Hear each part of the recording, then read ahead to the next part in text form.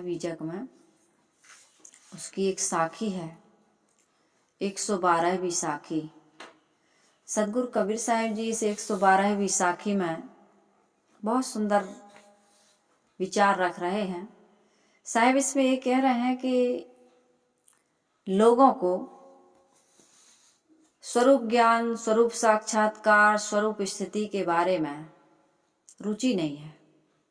अपने आप के बारे में उन्हें किसी प्रकार का कोई न ज्ञान है, न जानने की जानकारी तो है ही नहीं, जानने की इच्छा भी नहीं है। और जब इच्छा नहीं है, अपने स्वरूप को वो जानते नहीं है, तो उसमें उसका साक्षात्कार कैसे कर सकते हैं? और जब साक्षात्कार ही नहीं कर सकते तो उसमें ठहर कैसे सकते हैं? असंभव है ना भाई। जब किसी विषय के बारे में हमें जानकारी नहीं है और जानने की इच्छा भी नहीं है, जानकारी भी नहीं है, जानने की इच्छा भी नहीं है, तो क्या करेंगे?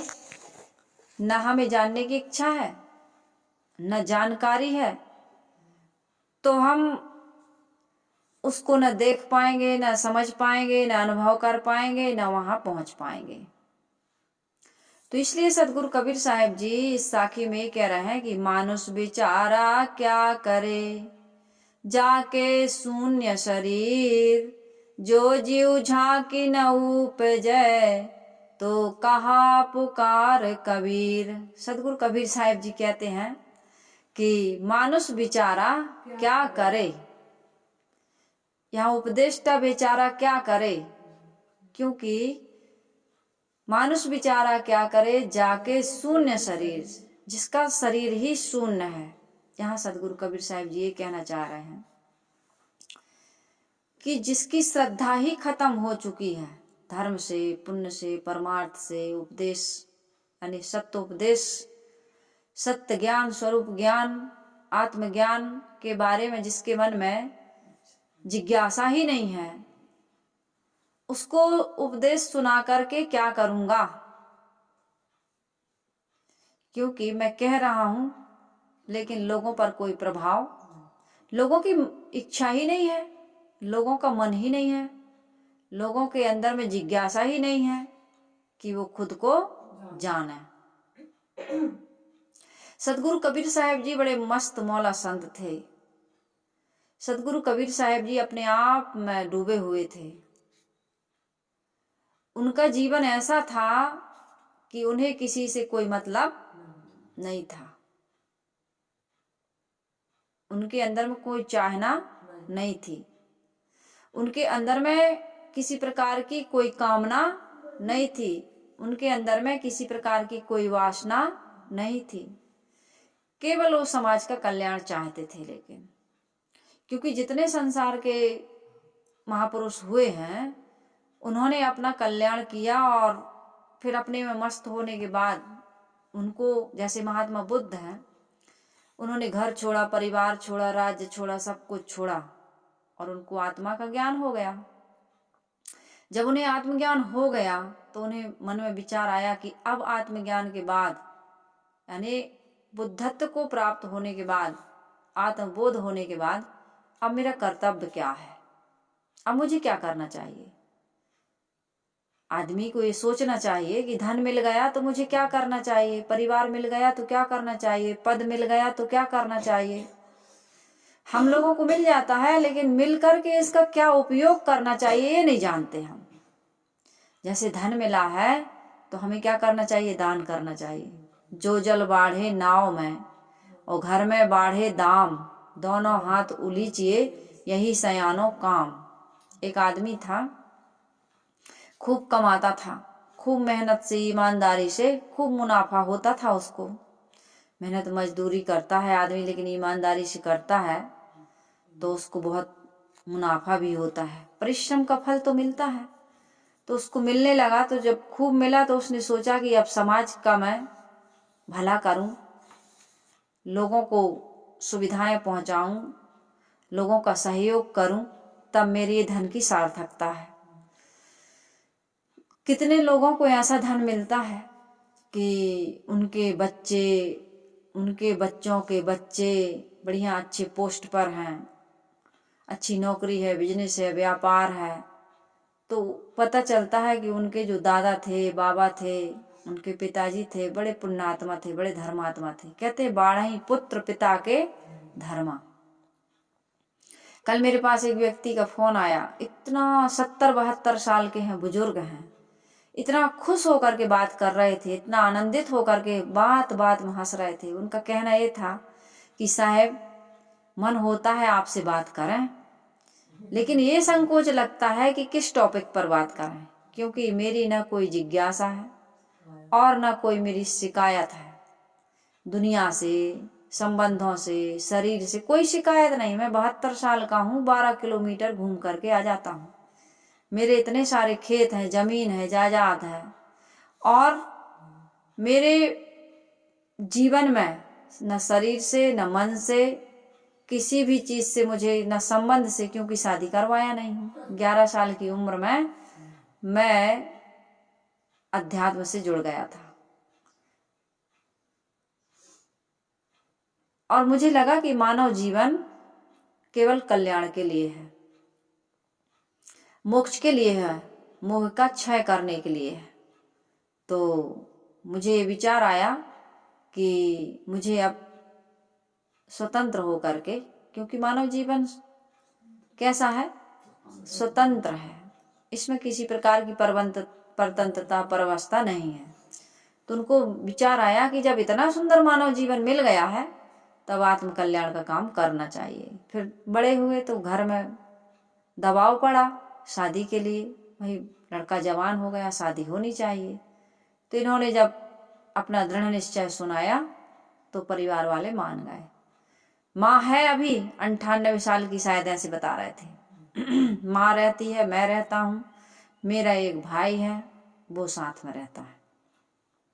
नौकरानी आती है, सेवा कर देती है, और बाकी मैं तो अपना काम पूरा करता हूँ। माँ की बस सेवा करने वो आती है। और इतना खुश होकर के बात कर रहे थे वो, इतना प्रसन्न होकर के बात कर रहे थे, इतना बात बात में उनके हंसी फूट रही थी, और वो हंसी बनावटी नहीं थी, नकली नहीं थी, अंदर का आत्म संतोष प्रकट हो रहा था उस हंसी में। तो मैं ये कह रही थी यहाँ पर सदगुरु कबीर साहिब जी की साखी कि मानुष बिचारा क्या करे, जाके शून्य शरीर, काय चीज से मनुष्य का शरीर शून्य हो गया है? धर्म से, भक्ति से, परमार्थ से, विवेक से, विचार से, आत्मज्ञान से। उसे ना स्वरूप का ज्ञान है, न स्वरूप का वो साक्षात्कार करना चाहता है, और न उसमें स्थित होना चाहता है। तो मैं लोगों को समझा करके क्या करूंगा? इसलिए सदगुरु कबीर साहिब जी उपदेश नहीं देते थे। सदगुरु कबीर साहिब जी तो अपनी मस्ती में गाते थे, गुनगुनाते थे, और लोगों को अच्छा लगता था तो लोग कबीर साहिब को बुलाते थे। जैसे सदगुरु विशाल साहिब जी कभी किसी को उपदेश नहीं दिए, कभी किसी सभा को संबोधित नहीं किए, 10, 20, 50 लोगों को बैठा के भी उन्होंने कभी उपदेश नहीं दिया। स्वतंत्र मस्त जीवन जिया करते थे। उनकी मन पर इतनी सुवस्था थी, कहते हैं साधना करते करते बचपन से 11-12 साल 13 साल की उम्र रही होगी, तब से उनको रघुवर साहिब जी का जो ज्ञान मिला, कबीर साहिब जी का ज्ञान रघुवर साहिब जी के द्वारा, तो वो एकांत रहते थे, मौन रहते थे और साधना करते थे, मन का दृष्टा बन गए थे, मन को देखते थे। हमारी समस्या क्या है? हम और आपको जो मिला है उसमें हम संतुष्ट नहीं हैं। हम अपने जीवन में जो भी हमको मिला है उसमें संतुष्ट नहीं है, सुखी नहीं है। और महापुरुष ये कहते हैं कि जो प्राप्त है वो पर्याप्त है। हमको मानव जीवन मिला, शरीर मिला, माता मिली, पिता मिले, शरीर मिला, भाई बहन मिले, संबंध नाते रिश्ते जुड़े, और भी आदमी प्रयास कर रहा है जोड़ने का, और भी पाने का प्रयास कर रहा है। तो माता मिल गई, पिता मिल गए, शरीर मिल गया, संबंध मिल गए, तो जो मिला है उसका आनंद हम नहीं ले रहे हैं। जो मिला है उसका आनंद हम नहीं ले रहे हैं और आगे की तरफ भागते जा रहे हैं। मिला है उसका आनंद लेते हो। माँ के प्रति कृतज्ञता, कभी माँ का आभार व्यक्त करते हैं हम कि हमको माँ मिली। कितने बच्चे ऐसे हैं पैदा होते ही माँ नहीं मिलती, माँ खत्म हो जाती है। कितने बच्चे ऐसे हैं जिनके सिर से पिता का साया उठ गया, जिनको शरीर मिला लेकिन स्वस्थ नहीं मिला, विकलांग है कि नहीं?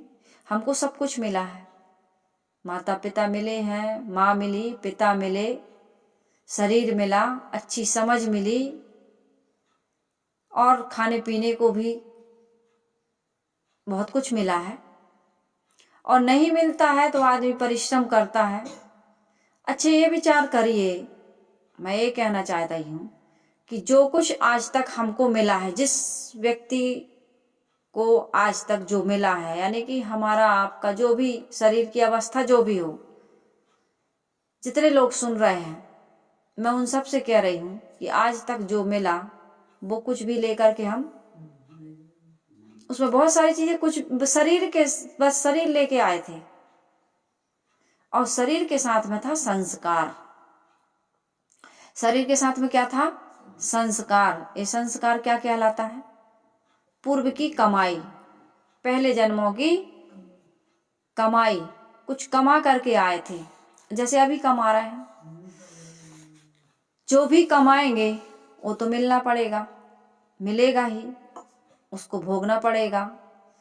तो जन्म से हम कुछ भी लेकर के नहीं आए थे, मैं कह रही थी, लेकिन आज हमारे पास क्या है? हमने जो जो कुछ चाहा कमाया, उसमें से 99% तो मिल गया समझिए। चलिए भैया, किसी को 80% मिला, किसी को 70% मिला, किसी को 60% मिला, किसी को 50% मिला, लेकिन मिला, जितना भी मिला मिला। मैं ये कहना चाहती हूँ कि जो मिला है, क्या उसका आनंद हम ले रहे हैं? बात यहाँ पर है कि जो कुछ भी हमको मिला या जो हमने चाहा वो मिला, जितना भी मिला, जो मिला, क्या उसका आनंद ले रहे हैं हम? छोटी सी झोपड़ी में रहते थे, कच्चे मकान में रहते थे, पैदा हुए तो अकेले थे, ठीक है, फिर भाई मिल गया, फिर बहन मिल गई, माता पिता तो मिले ही, भाई मिल गया, बहन मिल गई, इतना सुंदर परिवार मिल गया। उस माँ के साथ, उस पिता के साथ, उस भाई के साथ, उस बहन के साथ, अपने इस शरीर के साथ क्या हम खुश हैं? क्या उसके महत्व को समझ रहे हैं, उसकी कीमत को समझ रहे हैं? नहीं समझ। उसका आनंद तो लो पहले, जो मिला है। कितने बच्चे ऐसे हैं जिनकी माँ नहीं है, वो माँ को तरस रहे हैं। कितने बच्चे ऐसे हैं जिनके पिता नहीं है, वो पिता के लिए तरस रहे हैं। कितने बच्चे ऐसे हैं जो अपने शरीर के अंग स्वस्थ नहीं हैं, वो जीवन भर के लिए अंधे हैं, अपाहिज हैं, बुद्धि ही ठीक नहीं है, लेकिन हमको ये सब मिला है। क्या हम इसका आनंद ले रहे हैं? मैंने कहा जो प्राप्त है वो पर्याप्त है, ऐसा भाव हमारे अंदर जगा क्या? यदि हमको शरीर मिला है, शरीर के संबंध नाते रिश्ते मिले हैं, अच्छी समझ मिली है, विवेक मिला है, विचार मिला है, तो क्या हम इसका सदुपयोग कर रहे हैं कि शिकायत कर रहे हैं? शिकायत करते हैं। सदगुरु कबीर साहिब जी यही कह रहे हैं कि मानुष विचारा क्या करे, उपदेष्टा विचारा क्या करे। आदमी का शरीर क्या है? शून्य है। किस चीज से शून्य है? विवेक से, विचार से, श्रद्धा से। इससे उसका शरीर शून्य हो गया, अंतःकरण शून्य हो गया। जो मिला है उसका आनंद नहीं ले रहा, उसका आभार व्यक्त नहीं कर रहा है, और जिसके अभाव में वो 84 का चक्कर काट रहा है, बारंबार जन्म मृत्यु के चक्र में पड़ा हुआ है, उससे मुक्ति का उपाय नहीं खोज रहा, और चाह रहा है। हम जो लेकर के आते हैं ना वो हमारे लिए पर्याप्त है। क्या लेकर के आते हैं? जो लेकर के आए हैं हम सब, वो हमारे लिए बहुत ज्यादा है, अब कम नहीं है। प्रारब्ध हमारे साथ में है। पुरुषार्थ हम करके अपने जीवन को बहुत सुंदर ढंग से, बहुत सुव्यवस्थित ढंग से चला सकते हैं। लेकिन हम चिंता करते हैं, फिक्र करते हैं। किस चीज की चिंता और फिक्र करते हैं? जो मिला है उसमें संतुष्ट नहीं है, जो नहीं मिला है देख देख करके उसको पाने की चिंता।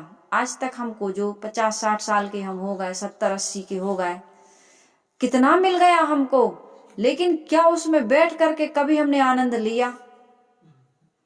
इतना बड़ा मकान बना लिया, मकान में सारी सुविधाएं हो गई, खेती बिजनेस व्यापार बढ़ गया, अब उसको बैठ करके कभी 10 मिनट 20 मिनट, आधा घंटा, 1 घंटा, एक दिन बैठ करके कभी विचार करते हैं कि कितना मिला हमको?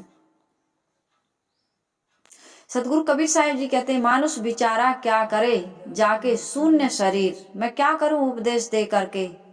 तुम्हारा शून्य, तुम्हारा शरीर तो विवेक विचार से, श्रद्धा से, आस्था से, आभार से, धन्यवाद से शून्य है।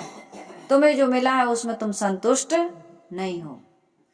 और कितना मिल जाए फिर भी तुम संतुष्ट नहीं होगे।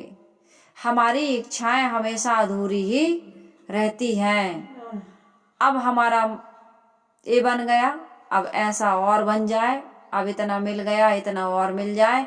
इधर मिलता तो जा रहा है लेकिन आयु घट रही है। सतगुरु कबीर साहिब जी कहते हैं, खसम बिन तेली को बैल भयो, बैठत नाही साधु की संगत, नाधे जन्म गयो, बही बही मरही पचही निज स्वार्थ, यम को दंड सहयो, धनदारा सुतराज काज हित, माथे भार गह्यो। खसमही छाड़ विषय रंगराते, पाप के बीज बोयो, झूठी मुक्ति नर आस जीवन की, उन स्वान को प्रेत को झूठ खयो, कुछ ऐसे है। खसम बिन तेली को बैल भयो। खसम के बिना, मालिक के बिना, हमारा खसम, हमारा मालिक, हमारा स्वामी कौन है? अपने अंदर ही बैठा है, वो बाहर नहीं है। बाहर थोड़ी है। ऊपर वाला जो हम कहते हैं, ऊपर वाला, ऊपर वाला, ऊपर वाला बड़ा है।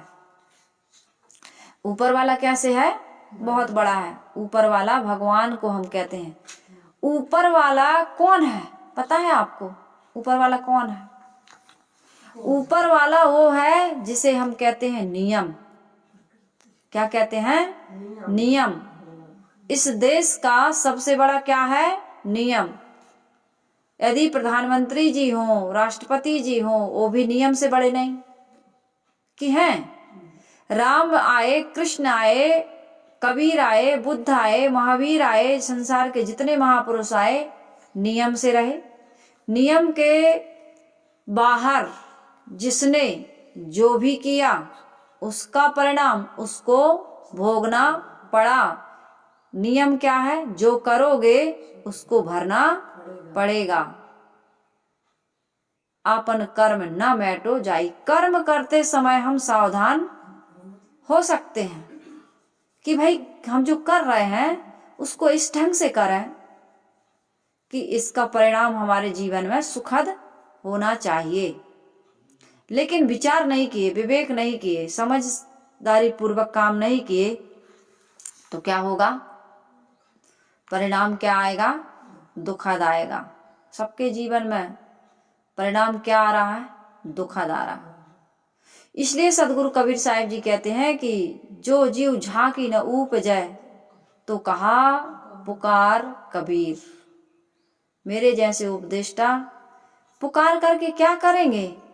क्योंकि आदमी को ये ज्ञान नहीं है कि कर्ण कार्य की एक व्यवस्था है, विश्व सत्ता में एक नियम है। उस नियम का उल्लंघन, जिनको हम भगवान कहते हैं, वो भी नहीं कर पाए। जिसने जैसा किया उसने वैसा पाया। इसलिए हम सबको क्या करना चाहिए? आत्मा का ज्ञान प्राप्त करना चाहिए। आत्मज्ञानी बनो। आत्मज्ञान से बड़ा संसार में कोई ज्ञान नहीं है। आत्म अनुभव से बड़ा, आत्म प्राप्ति से बड़ा, आत्म संतोष से बड़ा संसार में कोई धन नहीं है। आत्म स्थिति, स्वरूप स्थिति से बड़ी कोई स्थिति, कोई उपलब्धि, कोई पद नहीं है। लेकिन हम बाहर भाग रहे हैं। भौतिक संपत्ति में भी हमें संतोष नहीं जो मिला है, न शरीर में, न संबंध में, न संपत्ति में। जो मिला है उसका आभार व्यक्त, उसका आनंद नहीं ले रहा है। आभार मतलब आनंद। धन्यवाद दो भाई, जो मिला बहुत है, अब मुझे और नहीं चाहिए। चाह गई चिंता मिटी, मनुआ बेपरवाह, जिनको कुछ नहीं चाहिए सो साहनपति साह। कुछ नहीं चाहिए का मतलब मैं एक नहीं कह रही हूं कि कुछ नहीं चाहिए। अरे जो मिला है ये बहुत है। डायोजनीज इतने संपन्न परिवार के थे, उनको समझ में आया कि संसार में, ये संसार सकल है मैला। ये संसार का जो कुछ मिला है वो माया है, वो नाशवान वस्तु है, वो छूटने वाला है। इससे संतोष, शांति और तृप्ति मिलने वाली नहीं है। इसलिए उन्होंने त्याग दिया। क्या त्याग दिया? शरीर नहीं, संबंध नहीं, आसक्ति को त्याग दिया, मोह को त्याग दिया। और निर्मोही हो करके, चाहे वो निर्मोही राजा हो, चाहे डायोजनीज हो, चाहे बुद्ध हो, महावीर हो, सदगुरु कबीर हो, कोई भी महापुरुष हो, मीराबाई हो, ललदत्त हो, जो भी, सबरी माता भक्ति में लीन थे। वो किसको मानते थे? सगुण को मानते थे कि निर्गुण को मानते थे? अपने अपने गुरु जैसे मिलते हैं, जाको जैसे गुरु मिले ताकि तैसी बुद्धि। जल परमाने मछली, कुल परमाने बुद्धि, और जाको जैसे कुल परमाने शुद्धि, और जाको जैसे गुरु मिले सो ताकि तैसी बुद्धि। तो ऐसे गुरु मिले थे भाई सगुण वाले, लेकिन उनको वैराग था दुनियादारी से, राग रंग से, मोह ममता से। उनको वैराग हो गए। वो समझ गए थे कि संसार में, इस शरीर में कुछ धरा नहीं है। हाँ, इस धरा पर, इस धरा का सब धरा रह जाएगा। इस धरा का, इस धरा पर सब धरा रह जाएगा।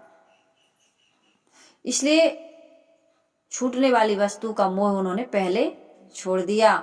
और जो मेरा है, अजो नित्य शाश्वतो एवं पुराणे, ना हन्नते हन्नमाने शरीरे।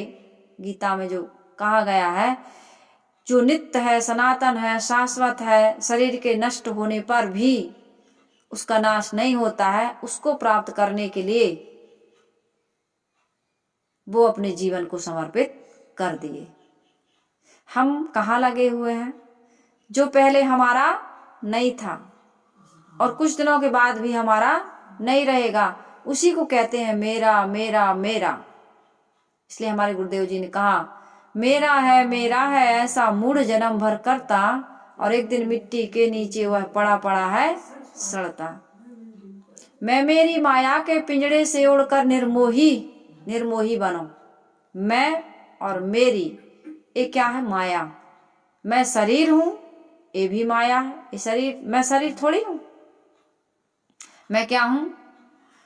माता मदालसा अपने बच्चों को कहती, तू तो शरीर नहीं, तुझ में शरीर नहीं, गगन तेज नीर नहीं, ये 5 तत्व, पृथ्वी समीर नहीं, नाम जात तुझ में नहीं, काहे को दुख पाए। हम इन्हीं चीजों को लेकर के तो दुखी होते हैं। मेरा नाम, मेरा शरीर, मेरा धन, परिवार, पुत्र, मेरा मेरा, इसी का तो दुख है, मेरा। लेकिन माता मदालसा अपने पुत्रों को कह रही, तू तो शरीर नहीं, तुझ में शरीर नहीं, गगन तेज नीर नहीं, पृथ्वी समीर नहीं, नाम जात तुझ में नहीं, काहे को दुख पाए, और हंस हंस के तत्व ज्ञान पुत्र को सुनाए। सदगुरु कबीर साहिब जी कहते हैं, मानुष बिचारा क्या करे जाके शून्य शरीर, जो जीव झांकी ना उपजे तो कहा पुकार कबीर। कबीर साहिब जी जा रहे थे, लोगों ने कहा कुछ सुनाओ। कहे भैया क्या सुनाए, तुम्हारे अंदर में अध्यात्म की झांकी, मतलब अंदर के चक्षु खुल ही नहीं रहे। तुम्हें तो माया का जैसे नौटंकी होती है ना, शेक्सपियर जो हुए हैं उन्होंने कहा है कि ये पूरा विश्व, ये वर्ल्ड क्या है, ये पूरा विश्व क्या है, रंगमंच है, रंगमंच। और जितने भी स्त्री और पुरुष हैं वो क्या है, कलाकार हैं, पात्र हैं। जैसे हम टीवी पर, टेलीविजन पर, या पहले जो नौटंकियां होती थी ना, कोई राम बनता था, कोई सीता बनती थी, कोई दशरथ बनते थे, कोई रावण बनता था। इतना बढ़िया से, जो जितना बढ़िया से पाठ निभाता था उसको उतना इनाम मिलता था। लेकिन वो अंदर से जानता था कि मैं ना राम हूं, न सीता हूं, न रावण हूं, न दशरथ हूं। अंदर से वो जानता था। और कलाकारी करने के बाद, पात्रता जो भी मिली थी, पात्र निभाने के बाद जब वो पर्दा गिरता था या स्टेज के बाहर जब वो होता था, तो ये अच्छी तरह से जानता था कि मैं ये सब कुछ नहीं हूं। अंदर से भी जानता था, और वो किरदार निभाने के बाद तो अलग ही रूप ले लेता था, वो जानता था।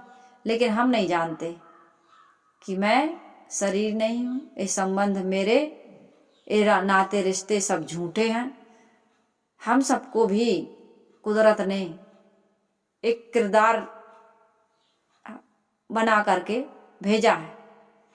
हम गुरु के रूप में हैं तो बढ़िया से काम करें, शिष्य के रूप में है तो ईमानदारी से जो हमारा कर्तव्य है। राम बनता है तो राम ही का पाठ अदा करता है।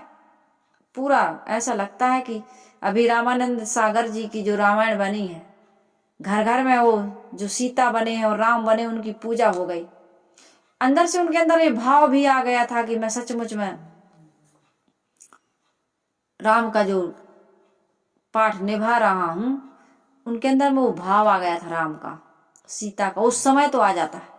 तो हमारे अंदर में भी कर्तव्य निभाते समय ये भाव आ जाए कि मैं बेटी हूं और ये माँ है, तो भाव पूर्वक करो। लेकिन ये जानकारी तो होनी चाहिए, ये समझ तो होनी चाहिए, ये बोध तो होना चाहिए कि मैं ये शरीर और संबंध, ये सब जिनको सत्य माना हूं वो बिल्कुल झूठ है, नकली नकली है। तो सदगुरु कबीर साहिब जी कहते हैं, धर्म का, अध्यात्म का, भक्ति का तुम्हारे अंदर में बीज भी अंकुरित नहीं हो रहा। मैं तुमको क्या सुनाऊं, तुम सच्चाई से, वास्तविकता से अवगत नहीं हो। इसलिए सदगुरु कबीर साहिब जी कह रहे हैं कि झूठी मुक्ति नर आस जीवन की, उन प्रेत को झूठ खयो, और 184 जीव जंतु में सायर जात बह्यो। कहीं कबीर सुनो भाई संतो, उन स्वान को पूछ गयो, खसम बिन तेली को बैल भयो। झूठी मुक्ति की आशा करते हो, गंगा में नहा लेंगे मुक्ति मिल जाएगी, एकादशी का व्रत कर लेंगे मुक्ति मिल जाएगी, बछिया की पूंछ पकड़ लेंगे बैतरणी पार हो जाएंगे, मरने के बाद मृतक के मुंह में सोना रख देंगे मुक्ति हो जाएगी, भागवत कथा सुना देंगे, सुन लेंगे मुक्ति हो जाएगी। तरह तरह से मुक्ति के जो मार्ग निकाले हैं लोगों ने। सदगुरु कबीर साहिब जी कहते हैं, जियत ना तरे मुए का तरे हो। जीते जी नहीं तरे तुम, वासना के वेग को नहीं काट पाए, अज्ञान और मोह को नहीं दूर कर पाए, तो तुम्हारी मुक्ति कैसे होगी। झूठी मुक्ति नर आस जीवन की, उन प्रेत को झूठ खायो। प्रेत का झूठ खाना क्या है, जो हमारे पूर्वजों ने जिस संपत्ति को अपना कहा, उसी संपत्ति को तो हम अपना कह रहे हैं। इस माया को किसी ने भोग नहीं पाया, ऐसे कहते हैं, ऐसे भी कहते हैं लोग। इस शरीर को, इस संसार को हम जो अपना अपना कह रहे हैं ना, ये अपना नहीं है। ये अपना है, माता पिता का दिया हुआ है। ये घर मकान, ये जमीन, ये जायदाद, ये संपत्ति कहीं से लेके आए थे। कहते मेरे बाप की है, मेरे बाप की। तो तेरा क्या है? वो भी कहता था मेरे बाप की है, मेरे बाप की। तो तेरा क्या है? तुम्हारा बेटा भी कहेगा मेरे बाप की है, मेरे बाप की। तो तुम्हारा क्या है? और तुम कहोगे मैंने कमाया है, मैंने कमाया है। आदमी ऐसे भी कहते मेरे बाप की नहीं है, मैंने कमाया है। तो तुमने कमाया है, तुमने कमाया है, तुमने बढ़ाया नहीं है। मैंने बढ़ाया है नहीं, मैंने कमाया है। क्या कमाया है? छूटने वाली संपत्ति को कमाया है। और जो तुम्हें संपत्ति मिली थी उसको तुमने गमाया है। उसकी तुमने कीमत, जो श्वासें मिली हैं, जो आयु मिली है, जो आत्मधन मिला हुआ है, उसको तुमने पाया नहीं, कमाया है। कम कर दिया, गंवा दिया। इस बात का हमको ज्ञान नहीं है। तुमने छूटने वाली चीजों को कमाने में अपने आत्मधन को, आत्मसंतोष को, आत्मतृप्ति को, आत्मस्थिति को, आत्म साक्षात्कार को गंवा दिया। झूठे के चक्कर में साचे को, सत्य को तुमने खो दिया। तो सदगुरु कबीर साहिब जी कहते हैं कि 184 जीव जंतु में सायर जात बहो। सायर यानी, सायर यानी, सायर का अर्थ क्या होता है? सायर जात बहो, जल में, जल के प्रवाह में मान लो तुम बहे जा रहे, यानी 184 जीव जंतु में, नाना खानियों में तुम क्या हो रहे हो? भटक रहे हो। सायर जात बहो, समुद्र, सायर यानी अभी मैंने बताया था ना, समुद्र। मन सायर, मनसा लहरी। सायर यानी समुद्र। समुद्र अर्थात संसार सागर। 184 जीव जंतु में, पता नहीं, मेरे पास कल एक बालक का फोन आया, बोले माता जी इतनी ठंडी है और कितने कुत्ते मर जाते हैं ठंड में। मैंने कहा भाई देखो, कुत्ता बस नहीं मरता है, और भी जीव जंतु मर जाते हैं, हमको पता नहीं चलता है। हम कुत्ते को देख पाते हैं इसलिए हम कह देते हैं कुत्ते मर जाते हैं, लेकिन ठंड में, गर्मी में, बारिश में कितने जीव जंतुओं का अंत हो जाता है। शरीर उनका उसको सहन नहीं कर पाता, अधिक ठंडी को, अधिक वर्षा को, अधिक गर्मी को। मनुष्य ऐसा प्राणी है जो ठंडी, गर्मी और बारिश से बचने के लिए एक घर बनाता है। घर में ठंडी से बचने के लिए हीटर लगाता है, कंबल, रजाई, स्वेटर, शॉल, इनका देखिए मैं सब ओढ़ ही पहने बैठी हूँ। और गर्मी में एसी, कूलर, पंखा का उपयोग करता है, उनकी व्यवस्था करता है। तो मनुष्य केवल कपड़े पहनता है, मकान बनाता है। कितने ऐसे जानवर हैं, जीव जंतु हैं कि वो घर बनाते हैं लेकिन अपने घर को भूल जाते हैं। वो जीवन भर घर ही बनाते रहते हैं। कहते हैं उन्होंने घर बनाया, दूसरे दिन भूल गए, फिर घर बना रहे हैं। ये तो हम लोग भी यही कर रहे हैं। ऐसा जीवन जी रहे हैं, ऐसे लगता है कि मरेंगे नहीं। ऐसा जी रहे हैं कि मरेंगे नहीं, इतना कमा रहे हैं, यानी कि इतना मोह, ममता और आसक्ति बना रहे हैं, इतना यहाँ पर छाती पेटे लगा करके बैठे हैं, लगता है मरेंगे नहीं। और मान लो मर गए तो कहीं जाएंगे नहीं, यहीं जाएंगे, और आ जाएंगे तो भूलेंगे नहीं, फिर याद हो जाएगा। इस तरह से जी रहा है कि नहीं जी रहा है, जबकि ये बिल्कुल होने वाला नहीं है। मैंने उस दिन बताया था ना, एक्सीडेंट हुआ, कोमा में गया, अभी 30 साल का भी नहीं हुआ होगा शायद, ऐसे ही 28-30 के बीच का होगा, 1-2 साल आगे पीछे हो सकता है।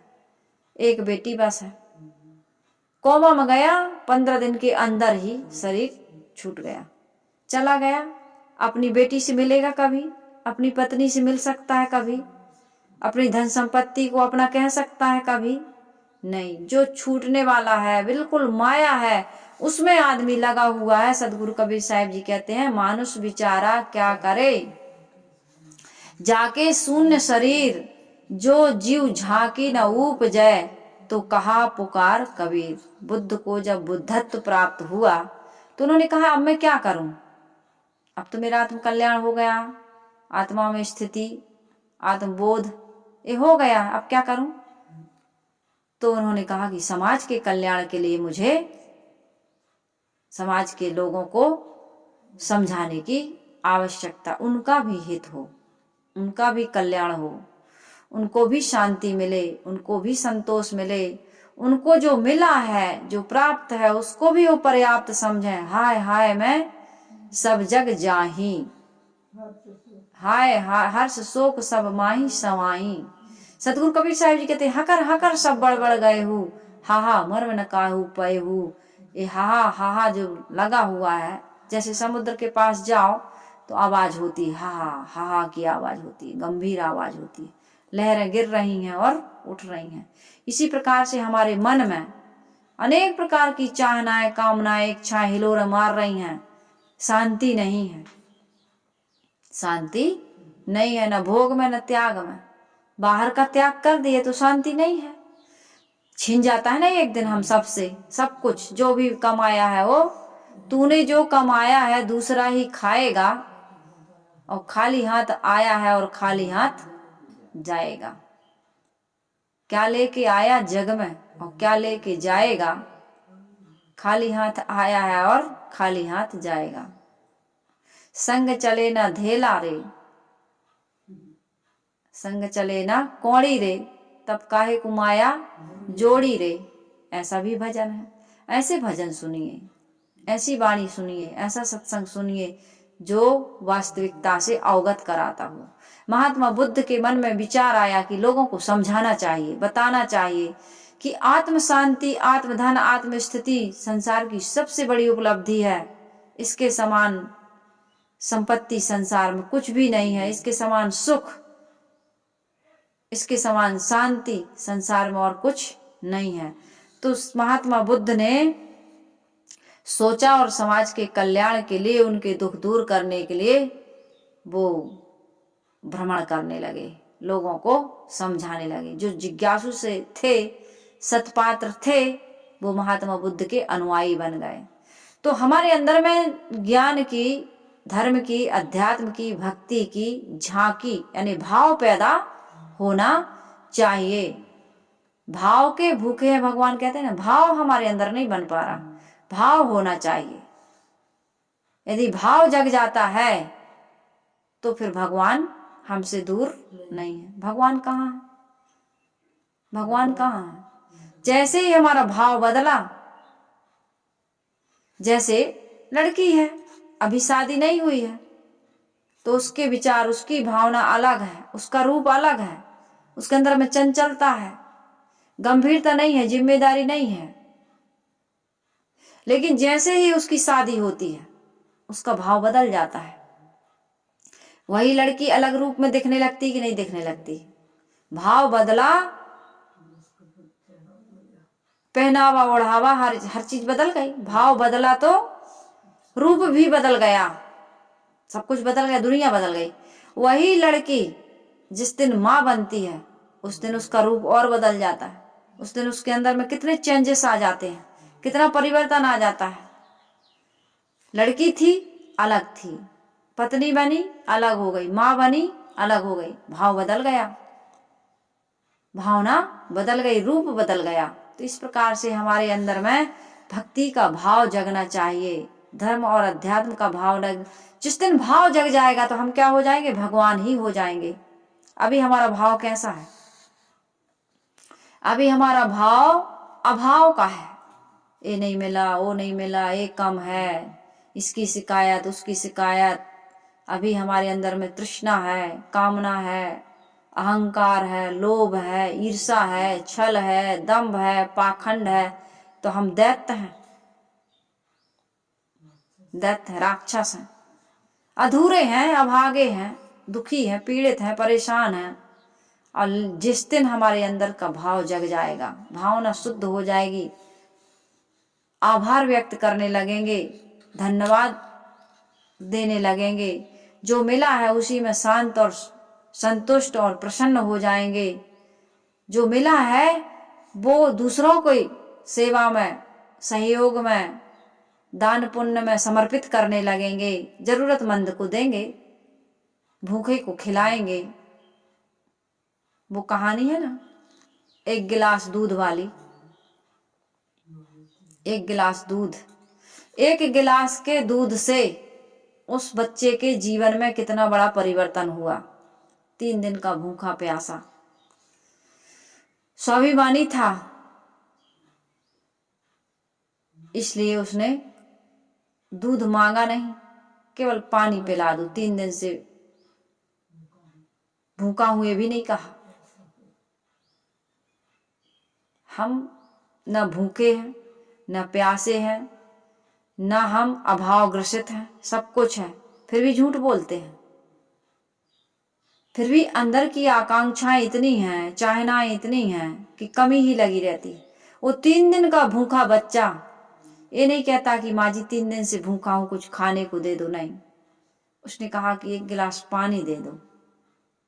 मन तो था कि भोजन करूं, कुछ खाने को मिल जाए, क्योंकि आंखों के सामने अंधेरा आ रहा है, चक्कर आ रहा है। लेकिन वो माँ समझ गई। मैंने कहा ना, जो माँ बन जाता है, यानी कि ममत्व जाग जाता है जिसके अंदर, वो माँ एक ऐसी होती है दुनिया में जो समझ जाती है कि बच्चे को क्या चाहिए। वो अहंकार पूर्वक, स्वार्थ पूर्वक भले सामने वाले की इच्छा को पूरी ना करे, उसके अंदर में भाव नहीं जगा है तो अलग बात है। लेकिन माँ बन गई है तो अपने बच्चे के लिए जो भाव है, दूसरे के लिए भी वो झूठ बोलती, कपट कर जाती है, दूसरे के लिए नहीं दे रही है। तो यहाँ पर वो माँ समझ जाती कि बच्चा भूखा है, तो पानी के बदले बढ़िया से 1 गिलास, बड़ा गिलास आता है ना, आधा लीटर का, उसमें दूध लेकर के आती है। बच्चा कहता है मांगा नहीं है, अपने से दिया है, चलो पी लेते हैं। पी लेता है और कहता है माँ जी आज तो मैंने आपका दूध पिया, बताइए मैं आपकी क्या सेवा करूं। आपने दूध पिलाया है तो मैं भी चाहता हूं कि मैं भी आपके लिए कुछ करूं। तो माँ कहती है कि बेटा अभी तो मुझे तुम्हारी मदद की कोई आवश्यकता नहीं है, यदि कुछ करना ही चाहते हो तो एक वचन दो। क्या वचन दे दो? कि मैंने तुम्हारा सहयोग किया है, तुम भी किसी जरूरतमंद की सहायता कर देना, सहयोग कर देना, बस इतना वचन दे दो और मुझे तुमसे कुछ नहीं चाहिए। जब तुम कुछ लायक हो जाओ, हर इंसान लायक है, छोटा बच्चा भी लायक है, स्त्री है, पुरुष है, बूढ़ा है, बच्चा है, हम सब लायक हैं। लायक होते हुए भी हम किसी का सहयोग ना करें तो हम नालायक हैं, है कि नहीं? हम माँ के साथ बैठ के 2 मिनट बात नहीं कर सकते। दिन भर माँ इंतजार करती है, पिता इंतजार कर रहा है कि सुबह का गया है बेटा, शाम हो गई अभी तक नहीं आया, इंतजार कर रहा, प्रतीक्षा कर रहा। क्या हम इस लायक नहीं है कि 5 मिनट बैठ करके माँ के पास बात कर सकें, बोल सकें? आए सीधे रूम में चले गए। हम नालायक है कि नहीं है? माँ ने अपना, पिता ने अपना पूरा जीवन निछावर कर दिया, सर्वस्व निछावर कर दिया, हमको यहाँ तक पहुंचा दिया। हम माता पिता के पास बैठकर आज असमय में, आज उनका असमय है, असहाय है, वो थोड़ा सा बोलना चाहते हैं, बैठना चाहते हैं आपके साथ, कुछ कहना चाहते हैं, कुछ सुनाना चाहते हैं। हम उनका सुनते नहीं, बैठते नहीं, पूछते नहीं उनकी क्या भावना है, क्या जरूरत है, क्या आवश्यकता है, इसकी हमें कोई भी परवाह नहीं है, कोई पता नहीं है। तो हम क्या हैं? नालायक है कि नहीं है? लायक होते हुए भी हम इतना कमा रहे हैं कि दूसरों को खिला सकते हैं, दे सकते हैं, सहयोग कर सकते हैं। हमारे घर में इतना सामान है, धन है, रुपया है, पैसा है, जमीन जायदाद है, खाने पीने पहनने ओढ़ने की जरूरत की वस्तुएं इतनी हैं कि हम दूसरे का सहयोग कर सकते, लेकिन नहीं करते। हम नालायक है कि नहीं? लायक होते हुए भी हम किसी का नहीं कर रहे तो हम क्या हैं? नालायक। नालायक कौन होता है? लायक होते हुए भी दूसरे को सुविधा नहीं पहुंचा रहा, जरूरत की पूर्ति नहीं कर रहा, वो नालायक है। एक व्यक्ति था, कहते हैं कथा हो रही थी, तो कथा तो भाई हर कोई नहीं करवा सकता। 1,00,000, 2,00,000, 10,00,000, 20,00,000 का भी खर्च आ जाता है। 1,00,000, 2,00,000 तो पंडित जी ही ले जाते हैं, कथावाचक ही ले जाते हैं। और जो टेंट लगता है, माइक वाले को देना पड़ता है, दुनिया का जो भोजन भंडारा होता है, बहुत लगता है, प्रसाद वितरित होता है। तो ऑटो चलाने वाला व्यक्ति था, तो वो कथा तो नहीं करवा सकता था। बड़े बड़े लोग कथा का आयोजन आजकल नेता लोग, अभिनेता लोग जो सब करवा रहे हैं, बड़े बड़े सेठ व्यापारी लोग करवाते हैं।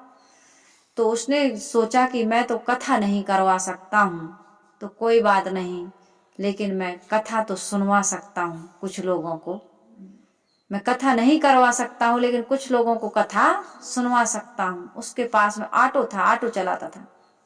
उसने कहा, भाई देखो, मैं कथा सुनने जा रहा हूँ और मेरे ऑटो में 8, 10, 12 लोग तक बन सकते हैं, तो मैं जाऊंगा, तो मैं चाहता हूँ आप लोगों को निःशुल्क ले जाऊंगा। आप कथा सुनिएगा, मैं भी सुनूंगा, और जब आएंगे तो सब लोग आ जाएंगे। तो उससे पूछा गया कि भाई तुम ऐसा क्यों करते हो, फ्री में क्यों ले जाते हो? उसने कहा, भाई साहब, इतना तो पुण्य कमा लूं, वहां पर मुझे कथा सुनने जाना है, तो मैं कथा करवा नहीं सकता हूँ, लेकिन लोगों को कथा सुनवा सकता हूँ, ये पुण्य ले सकता हूँ। हम अकेले जा रहे हैं गाड़ी में, हमारे घर में गाड़ी है, हम जा रहे हैं, कोई जरूरतमंद मिल गया तो उसको हम बैठा के ले जा सकते हैं कि नहीं ले जा सकते?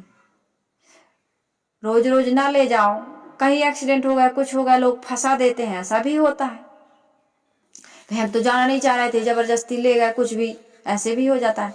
लेकिन कितने लोग मदद मांग रहे हैं, किसी का एक्सीडेंट हो गया है, कोई असहाय अंधा व्यक्ति सड़क पार करना चाहता, उसको सड़क पार करवा दो। कोई अस्पताल में है, कितने लोग गर्मियों में देखो पियाऊ खुलाते हैं, पानी पिलाते हैं गर्मी में, ठंडे मटके का पानी, वो पानी पिला रहे हैं। कितने लोग भोजन खिला रहे हैं, भंडारा करवाते हैं। कितने लोग अभी ठंडी में कंबल बांट रहे हैं, कर रहे हैं कि नहीं कर रहे हैं? लोग करते हैं। कितने लोग गरीब कन्याओं का विवाह करवा रहे हैं, कितने लोग सुबह का नाश्ता करवा रहे हैं, कितने लोग सत्संग करवाते हैं।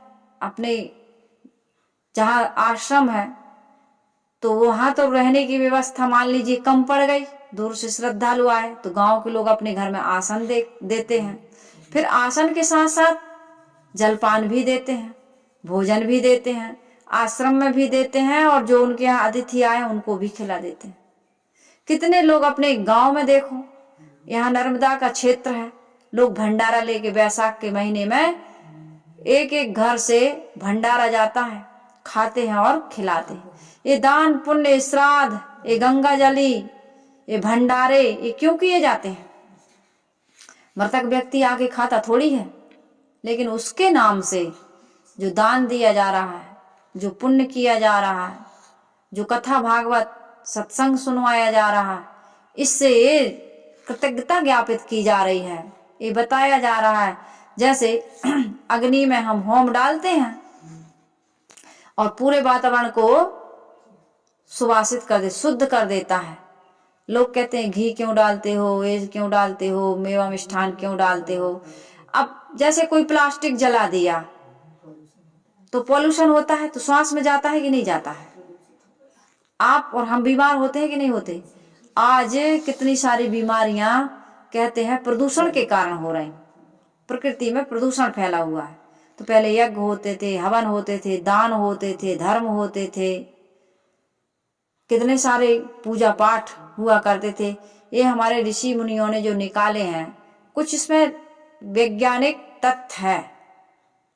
जब वायु प्रदूषित हो सकती है, दूषित हो सकती है, तो शुद्ध भी तो होती होगी, नहीं होती होगी? ये अंदर में बैठा हुआ आत्मा रूपी परमात्मा उसकी सुगंधी लेता है, वायुमंडल में जाता है। ये हम जो बोल रहे हैं, जो सोच रहे हैं, जो कर रहे हैं, ये सब का वाइब्रेशन के द्वारा, जिसको कहते हैं ओरा, इस पूरी प्रकृति में, पूरी विश्व सत्ता में फैलता है और उसका प्रभाव पड़ता है। तो सबसे बड़ा तो हमारा जीवन यज्ञ है। अपने जीवन को यज्ञ बनाएं, अपने मन से, अपनी वाणी से, अपने कर्मों से किसी प्रकार का कोई भी अभद्र व्यवहार, अभद्र कार्य ना करें। और जो कुछ मिला है इसका सदुपयोग इसी में है कि समाज की सेवा करें और आत्म कल्याण का काम करें। जो मिला है, जो प्राप्त है, वो पर्याप्त है, वो कम नहीं है।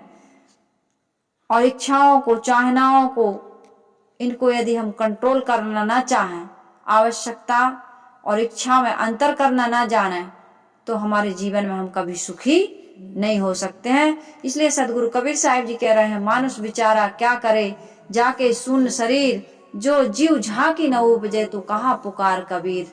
मैं कह रहा हूँ, समझा रहा हूँ, तुम्हें आत्मज्ञान दे रहा हूँ। संसार की झूठी माया का जो प्रभाव है, उसके प्रवाह में तुम बहे जा रहे हो, उसके काटने का मैं उपाय बता रहा हूँ। लेकिन तुम्हारे अंदर धर्म के प्रति, अध्यात्म के प्रति, भक्ति के प्रति, स्वरूप ज्ञान के प्रति, आत्म साक्षात्कार के प्रति, आत्म स्थिति के प्रति यदि भावना जागृत नहीं हो रही, तो मैं उपदेश दे करके क्या करूंगा।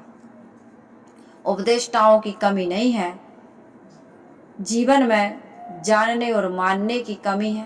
तो हम अपने आप को जानें और जान करके संत महापुरुषों की वाणी को मान करके अपने जीवन का, अपने आप का आत्म कल्याण करें। इन्हीं शुभकामनाओं के साथ आइए हम सभी लोग